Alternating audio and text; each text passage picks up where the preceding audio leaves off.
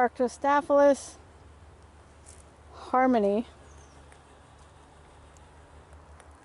This one is about 2 to 3 feet tall by about 6 feet wide. Much like Manzanita's, the gorgeous red bark. So if you put a plant that's slightly shorter or taller in front or behind that has a darker or a lighter colored foliage, like a gray green or something, it would pop nicely against this. Flowers in the winter.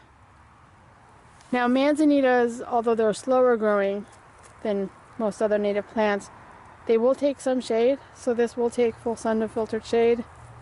Minimal water. Kind of a whitish pink bell-shaped flower.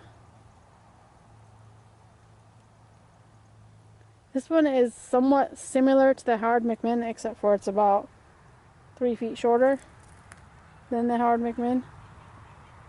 But it is gorgeous. And with any Manzanitas, what you really need to get them established in your garden is patience, because they are very slow growing, but beautiful. And this will do really well also in containers.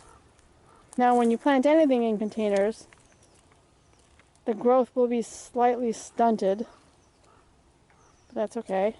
It'll still do nicely.